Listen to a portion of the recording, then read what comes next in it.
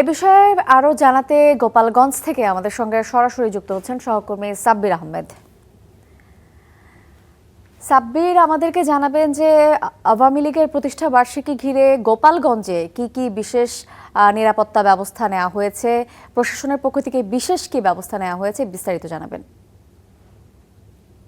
ধন্যবাদ। আপনি জানেন যে কার্যক্রম নিষিদ্ধ সংগঠন আওয়ামী লীগের আজকে প্রতিষ্ঠাবার্ষিকী ছিল এবং এই প্রতিষ্ঠাবার্ষিকীকে কেন্দ্র করে তারা দেশের বিভিন্ন স্থানে মিছিল করার চেষ্টা করেছে, নানানভাবে স্লোগান দেওয়ার চেষ্টা করেছে, কিন্তু যেহেতু তাদের কার্যক্রম নিষিদ্ধ সে কারণে প্রশাসনের পক্ষ থেকে আসলে কঠোর নজরদারির পাশাপাশি তারা যেন কোনো ধরনের কোনো নাশকতা বা অপ্রীতিকর কোনো ঘটনা ঘটাতে না পারে সেজন্য সব ধরনের প্রয়োজনীয় ব্যবস্থা নেওয়া হয়েছে।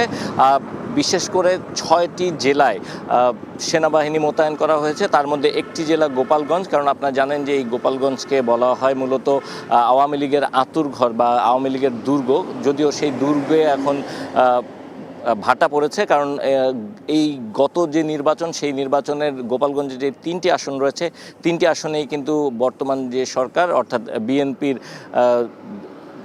জয় হয়েছে এবং সেই জয়ের কারণে মূলত এই মুহূর্তে আসলে আজকে গোপালগঞ্জ এলাকায় কোনো ধরনের কোনো মিছিল বা এই প্রতিষ্ঠাবার্ষিকী উপলক্ষে কোনো ধরনের কোনো আয়োজন আওয়ামী লীগ নেতাকর্মীদের তেমন একটি আমাদের চোখে পড়েনি। এবং এই পুরো এলাকায় বিভিন্ন জায়গায় আমরা দেখেছি সেনাবাহিনী সদস্যরা টহল দিচ্ছে, র্যাব সদস্যরা টহল দিচ্ছে, বিভিন্ন প্রান্তে গুরুত্বপূর্ণ পয়েন্টগুলোতে পুলিশ সদস্যরা মোতায়েন রয়েছে। এবং এই মুহূর্তে আমরা রয়েছি টুঙ্গিপাড়ায়, যেখানে বঙ্গবন্ধুর জন্মস্থান এবং ক্ষমতাচ্যুত যে সাবেক যিনি প্রধানমন্ত্রী ছিলেন, যার বিরুদ্ধে গুম খুন সহ নানা ধরনের হত্যাযজ্ঞের অভিযোগ, সেই শেখ হাসিনার জন্মস্থানে এই মুহূর্তে আমরা রয়েছি। কিন্তু এখনও পর্যন্ত এই এলাকার যে মানুষ যারা রয়েছেন তারা যেটি বলছেন যে আগে এই দিনটিতে নানা ধরনের উৎসবের একটি আয়োজন হতো, নানা ধরনের আয়োজন ছিল, কিন্তু এখন এখানে আসলে সব ফাঁকা, কেউ নেই এবং কোনো নেতাকর্মী নেই, কোনো মিছিল নেই, মিটিং নেই, কিছুই নেই। এবং আপনারা জানেন যে যেহেতু প্রশাসনের পক্ষ থেকেও কঠোর নজরদারি করা হয়েছে এবং যে কোনো অপ্রীতিকর ঘটনা এড়াতে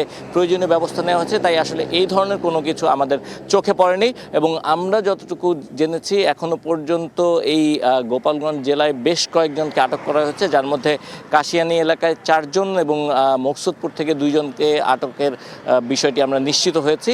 আরও কারা কতজন আটক হয়েছেন এ ব্যাপারে বিস্তারিত হয়তো একটি সংবাদ সম্মেলনের মাধ্যমে পুলিশের পক্ষ থেকে জানানো হবে। তো এই ছিল এই মুহূর্তে টুঙ্গিপাড়া এলাকা থেকে আমার কাছে কার্যক্রম নিষিদ্ধ সংগঠন আওয়ামী লীগের প্রতিষ্ঠাবার্ষিকী উপলক্ষে যে নিরাপত্তা ব্যবস্থা নেওয়া হয়েছে সে ব্যাপারে সবশেষ। ইমা। সাব্বির, আপনাকে অসংখ্য ধন্যবাদ।